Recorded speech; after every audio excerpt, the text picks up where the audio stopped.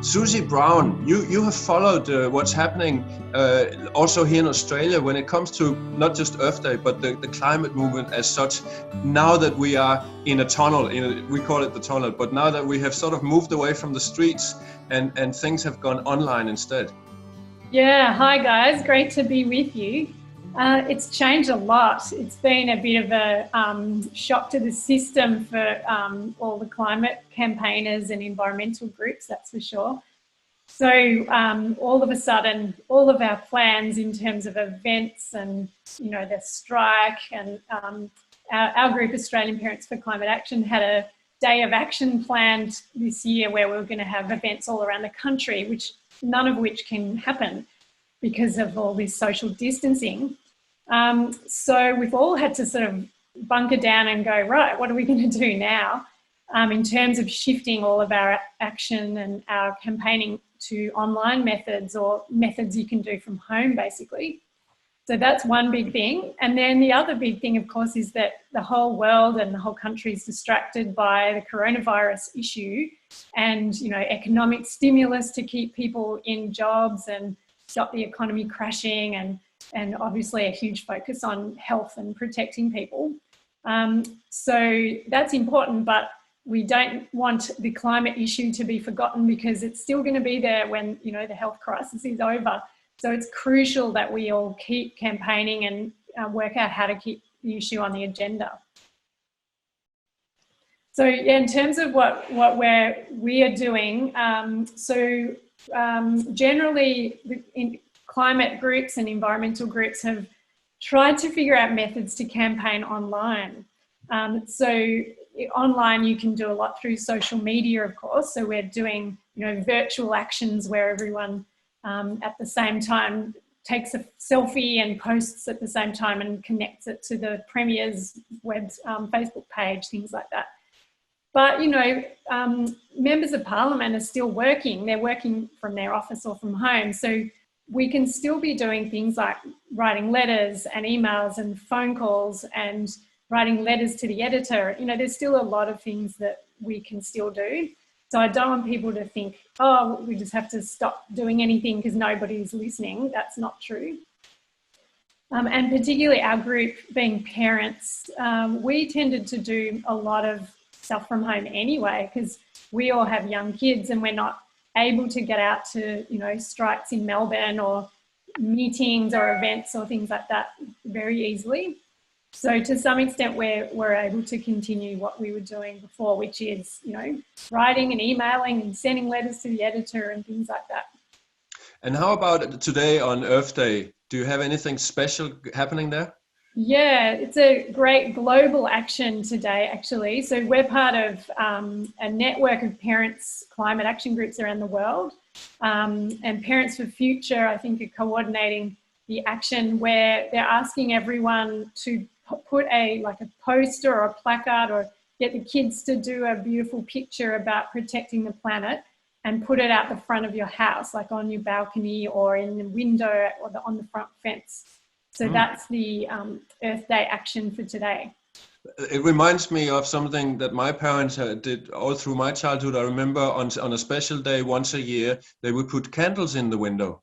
That was to remind themselves, all of us, about the day that Denmark came out of the Second World War, 5th of May.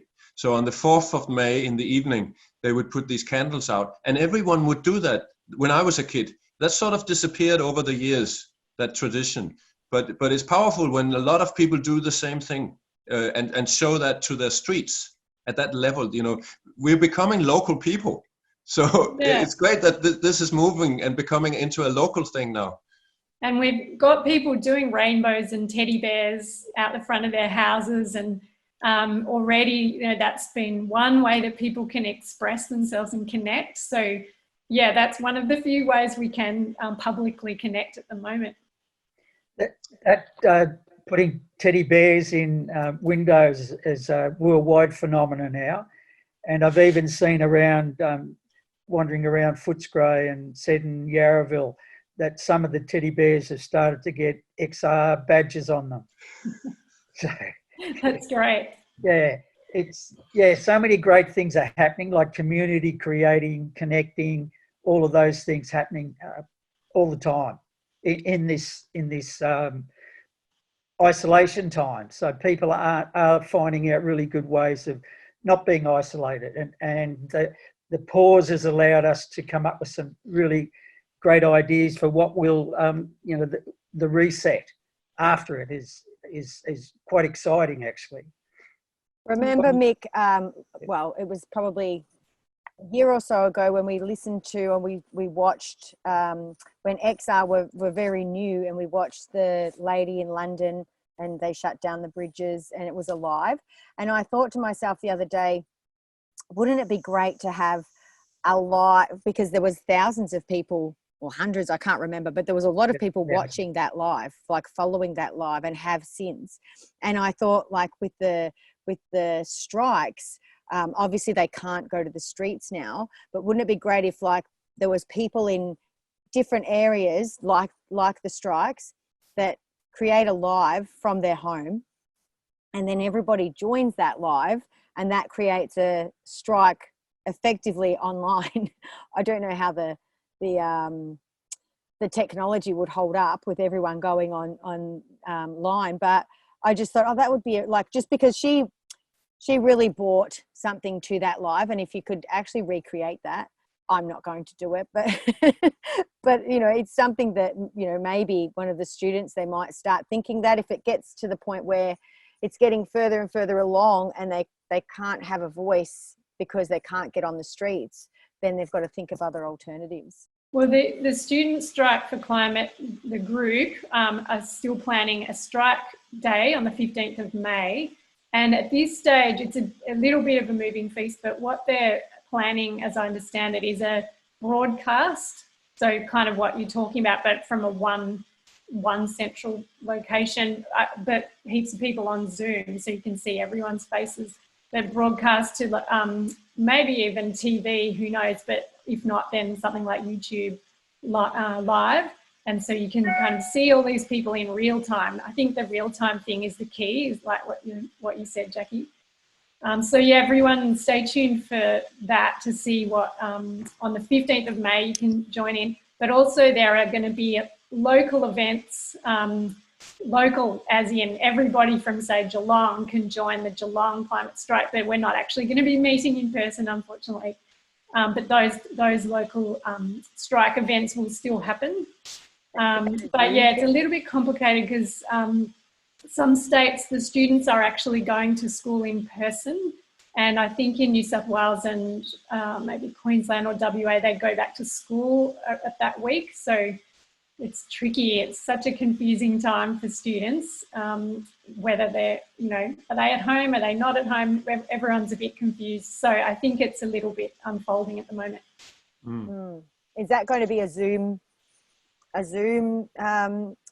strike, Suzie? I think so. Yeah. So I presume that I know that each local event is a Zoom event. Yeah. So like the Geelong school strike will be everyone jumps on Zoom together, and they'll have speakers and an activity and breakout rooms to chat to just a few people. So yeah, I'd say that will go ahead in every location in Australia that wants to do it. And then the national live broadcast, I think they're still figuring out how to do that. But I think that would be a Zoom as well, but it'd be broadcast live online or on TV.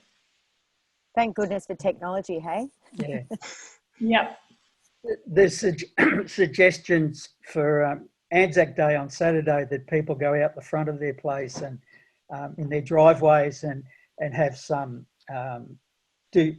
show some remembrance for the soldiers. So I'm sure things like that are starting to happen on the climate front as well, where streets organise things to and honour the social isolation, but find ways of getting messages across to people. And as you said, Suzie, that can be putting signs on fences or being out the front. Some people are doing it by digging up their verges in their gardens. And so there's all sorts of ways of doing it.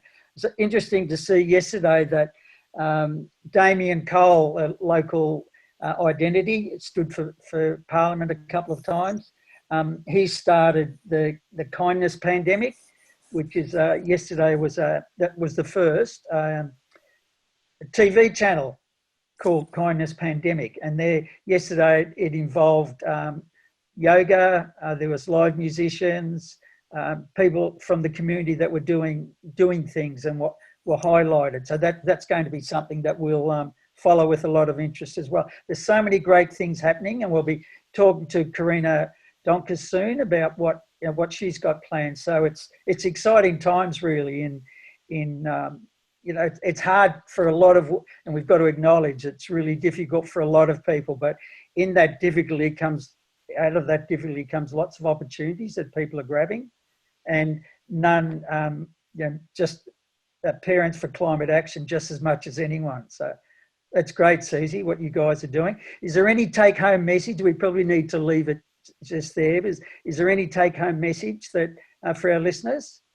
Sure, yeah. So I think the connection, those opportunities, like you said, Tony, are really important to display on your front fence and things like that, and connect with your neighbours. But in addition to that, I want everyone to remember that our politicians are still working, and we can't let them off the hook. And so please contact your local federal and state MPs and councillors, especially in Geelong. It's a good place to contact your councillors and get them to focus on climate action, because they're way behind. So really encourage you to keep contacting them, because just because of the virus doesn't mean that this climate issue is going to go away, and we want them to remember that it's still the most important thing. Yeah, well, you mentioned the City of Greater Geelong, and that the submissions, they're asking for submissions on their sustainability network. What is it called? Sustainability framework. Yeah, thanks for pointing that out. So some people will remember that there was a push for a climate emergency declaration in Geelong Council, and unfortunately they didn't properly do that. Instead, the Mayor, Stephanie Escher, decided to and got support for a process of developing a sustainability framework instead, which does mention that climate change is a global emergency in there, but I would say it's not quite the same as council declaring climate emergency. But in the end, the proof is in the pudding of what action the council is doing to act on climate. So have a look at the sustainability framework and the Have Your Say page of the Geelong City of Greater Geelong website.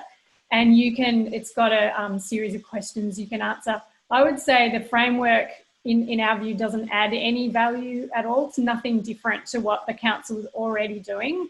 And I would be asking them to take the climate emergency aspect seriously and develop a proper climate emergency plan. That framework, it's not added any extra value unless they can make it a whole of council approach. That would be the key. If you can get every employee of the City of Greater Geelong doing something on climate and biodiversity and sustainability, then that would be a good outcome. But I'm not so sure this framework achieves that. So please jump on there and have your say. It's really important that they know that people care about this.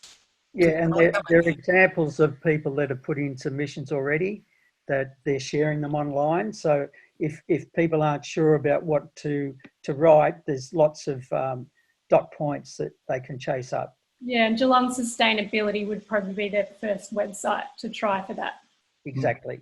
Now, look, can I come in here too? I did put in a submission when they first asked for it, but that was before COVID and the lockdown.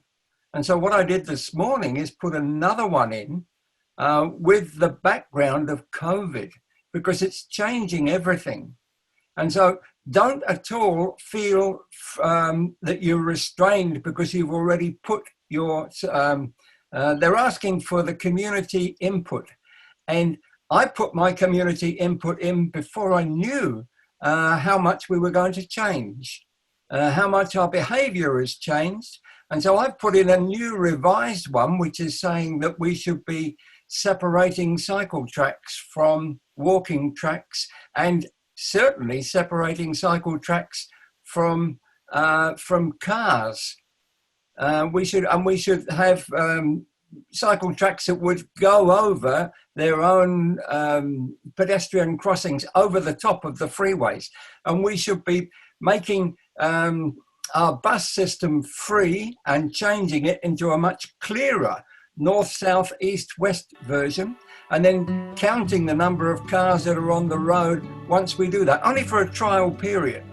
But these are ideas that we could be now looking forward to. We could look for new visionary ideas, because we've seen how life can change, well, within 5 weeks. And if they can change within 5 weeks, we can certainly change them for the better in the future. The Sustainable Hour. For green, clean, sustainable Geelong. The Sustainable Hour.